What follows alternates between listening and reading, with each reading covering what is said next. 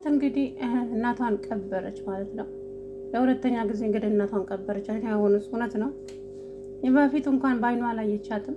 አሁን ግን ያው አመነች ማለት ነው። የእውነት በጣም ነው ያሳዘነችኝ እና ከምነግራችሁ በላይ አስለቀሰችኝ በእውነት። ያቺ እንኳን ተገቢዋን ቅጣት አገኘች። እንግዲህ ወደማይቀረው ሄዳለች፣ እሷም ሞታለች። ፍቅሬ ጀግናው እንግዲህ እህቴን ገለሻትማ እዚች ምድር ላይ አንቺ አትኖሪም በሰላም ብሎ ግንባሯን ብሎ ደፋት። ከዛም ሽጉጡን ጠራረገና እዛቸው አልጋ ስራ አስቀመጠ ማለት ነው። ከዛም ልጁ ብሩኬ ጽናትን እንዲሰናበታት ላከው ማለት ነው። ከፍቅሬ ጋራ ልዝናና ልሄድ ነው ምሎ ቻው ብሏት፣ ፍቅሬ እንግዲህ ልጁን ይዞ ከሀገር ወጣ ማለት ነው። ትዝታን ገደላት፣ ግንባሯን ብሎ የልጁን እናት ገደላት ማለት ነው። አቶ ግርማም እንግዲህ እባክህን ጌታዬ ገደለኝ፣ እንደዚህ ሆኜ ለልጄ ሸክም ከመሆን እኔ እሷን እያየው እሷ ስትቸገርብኝ እያየው ከምሰቃይ እባክህን በቃ ጨርሰኝ እያለ ፈጣሪውን እየለመነ ነበረ።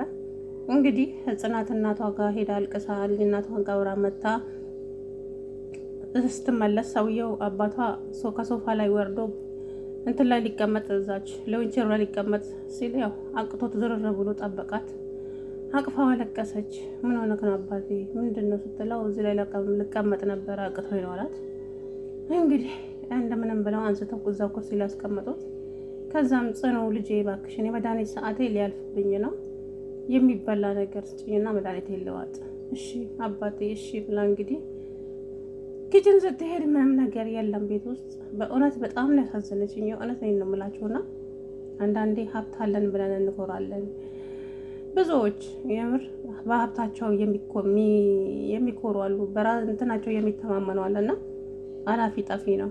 ደግሞ ፈጣሪ አሳይቶ ከሚነሳችሁ እንደ ከነጭራሹ ቢከለከል ነው የሚሻለው። ከምሬ ነው የምላችሁ። እነኚህ ሰዎች አይኑ እያየ ነው፣ በገዛ እጁ ነው ንብረቱን ያጣውና ብቻ ይመልሰዋል ብዬ አስባለሁ። ንብረቱ እንግዲህ ክችን ስትገባ ምንም አይነት እህም የሚቀመስም የሚላስም የለም ክችን ውስጥ። የእውነት በጣም አሳዘነችኝ። አሰላሙ አለይኩም ወራህመቱላሂ ወበረካቱ። ውድና የተከበራችሁ ቻናል ቤተሰቦች እኔ ያለሁላችሁ አልሐምዱሊላህ። እንግዲህ ጽናት የእውነት በጣም ነው ያሳዘነችኝ ዛሬ ማለት ነው። እናቷን እንግዲህ ስቅስቅ ብላ ቀብራ ተመለሰች ወደ ቤት። አባቷ ምን ሆነሽ ነው ጽኑዬ ጥቁር የለበሽው ምናምን ስለ ጓደኛ ይሄ እናት ሞታ ነው ምናምን አለች ማለት ነው። ወይኔ በጣም ያሳዝናል፣ ነፍሳን ይማረ ምናምን ብላ እንግዲህ አሜን ብላ የራሷ ሚስት መሆኗን አላወቀ ድጋሚ እንግዲህ መሞቷን ቢሰማ አስባችሁታል። ኃይለኛ ደም ግፊት አለበት፣ እባክህን መርማሪ ለአባቴ እንዳትነግርብኝ እባክህ እሱ እንኳን በህይወት ይቆይልኝ ብላ እንግዲህ እንትኑን መርማሪውን ለመነችው። እንግዲህ ወይዘሮ ትዝታ ወይዘሮ ጽናት ለምርመራ ስንፈልግሽ ትመጫለሽ ብሎ ሸኛት ማለት ነው። እንግዲህ አንዳንዴ በተከፋችሁበት ሰዓት ደግሞ ከጎናችሁ ሰው ያስፈልጋል። ለሰው ልጅ ሰው መድኃኒት ነው። ሰውን ይጠላል አይደለ? ግን ደግሞ የሆነ ጊዜ ላይ ሰው ያስፈልጋቸዋል። አሁን ላይ ናሆሜና ማነው ባቢና ብሌን ካጠገቧ ናቸው። ብሌን እንግዲህ እሷ ስታለቅስ አብራ እያለቀሰች እያጽናናቻት እንግዲህ አባትየው መድኃኒት ሰዓት እንዳያልፍብኝ ምግብ ብሎ ሲላት እንግዲህ ክች ስገባ ምንም ነገር የለም ምን ልሁን ብላ እሺ ለአባቴ ምን ልስጠው ብላ እያለቀሰች እንግዲህ ስቅስቅ ብላ አለቀሰች። ከዛም ብሌን መጣችና አታልቅሽ በቃ አታልቅሽ፣ እኔ አመጣለሁ ገዝቼ አመጣለሁ፣ እኔ እኮ የምገዛበትን ብር የለኝም ስትላት እኔ ገዝቼ አመጣለሁ ብላት እንግዲህ ብሌን ሄዳ ገዝታ መጣች ምግቡ። ከዛም አባቷን አጎረሰችው። ጉረስ አባቴ ስትለው እባክሽ አንቺ ጉረሺ እኔ ከነ ብሌን ቤት አሁን በልቼ ባዶ እኮ ነው ርቧታል እኮ እሷ ራሱ ማለት ነው። እና ከዛም እባክሽን ብላ 3 ጊዜ አጎረሰችውና በቃ አሁን አንቺ ብዬ ያየሁሽ ደስ እንዲለኝ ሲላት አንድ ጉርሻ ጎረሰችና በቃ አባቴ አንተ አረፍ በል እኔም ምግቡን ላስቀምጠው ብላ ሄደች ማለት ነው። ከዛም ክችን ገብታ እንግዲህ እቺ ደግሞ ለጠዋት ቁርስ ትሆናለች ብላ ከርና አስቀመጠቻት። ከዛ ሻርቧን ለብሳ ሶፋ ላይ ገደም እንዳለች ባቢ ቁርስ ይዞ መጣ። ከዛን እንዴ ጽሩ ምን ሆነሽ ማምን ላይ እዚህ ጋር ቁጭ ብዬ እኮ ነው ማለት ምንድነው ያስቀው ቁርስ አላት። ነጥቅ አደረገችውና ክችን ይዛ ሄዳ ቶሎ ጉርስ አደረገችና በላች። ያ ማለት በጣም ርቧታል። አባቷ እንዳይከፋባት ብቻ ነው ያን እንደዛ በልቻለሁ ጠግቤያለሁ አለችው። ወይኔ እንዴት እንዳሳዘነችኝ በእውነት። እንግዲህ ልጁ ራሱ ደንግጦ ዝም ብሎ እያያት ነበር። ወይ አብሯት ሊበላ ነበር የመጣው መሰለኝ እሱ ራሱ እሱ ራሱ እንግዲህ አባቱን ጥምድ አድርጎ አይቶታል። ይሄ ራሱ ልጁ አባቱን ይገለዋል ብዬ አስባለሁ። በነገራችን ላይ ይሄ ባቢ አባቱን ይገለዋል። ምክንያቱም በሰው ሀብት ነው እንደዚህ እየተንቀባረርክ ያለው ያለ ድካም ያለ ምንም ያለ የሰው ሀብት ነው። አባቴ እባክህን መልስላቸው፣ አሁን ላይ ብር ያስፈልጋቸዋል፣ ቢያንስ አንደኛውን ድርጅት እንኳን መልስላቸው ቢልም ከኔ ጋር የማትስማማ ከሆነ አይነን ላይ አልፈልግም ብሎ ልጁን አበረረው ማለት ነው። ጽናትም እንግዲህ ግራ ተጋባች፣ በጣም ግራ ተጋባች። ለአባቷ ብር እንደሚያስፈልጋት ታውቃለች። ለሕክምና ደግሞ በጣም ብዙ ብር ተጠይቃለች። ያንን ብር ከየትም ማምጣት አትችልም።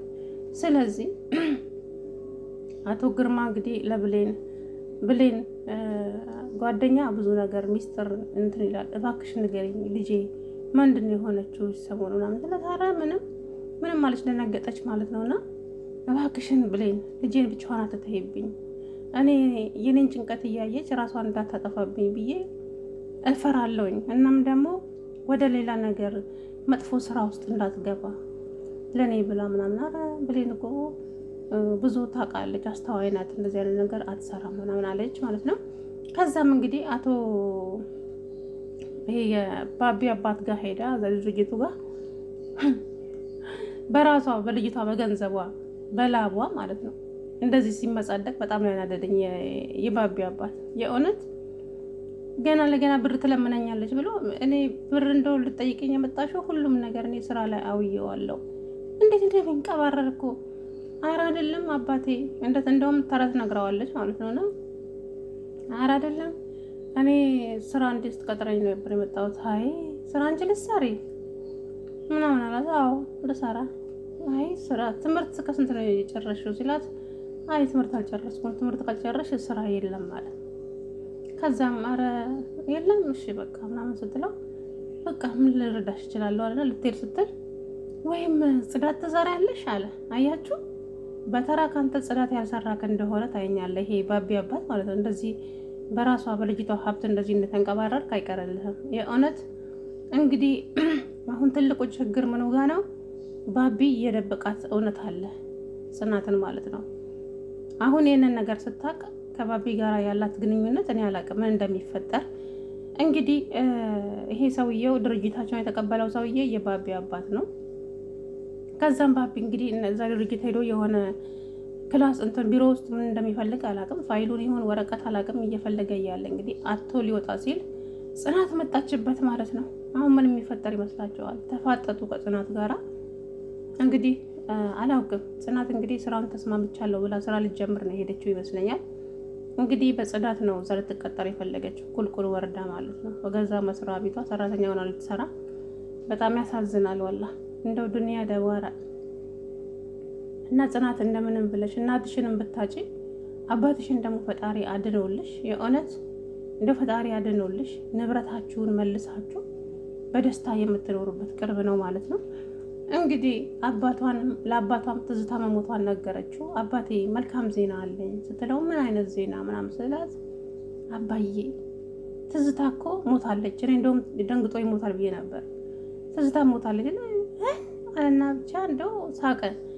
እንዴ ምን ሊሆን ነው ብዬ ከዛ ትዝታ ሞታለች። የምርሽን ነው? ትዝታ ነው ሞታለች። አባቴ ግን ተቀድመሃል ምን ዋጋ አለው? ግን እኔ ሳልገላት ማን ቀደመኝ ሲል የልጇ አባት ፍቅሬ ግንባሯን ብሎ ደፋት እና እሱ ልጁን ይዞ ከሀገር ወጥቷል ምናምን አለችው ማለት ነው። ደስ አለው፣ ሳቀ።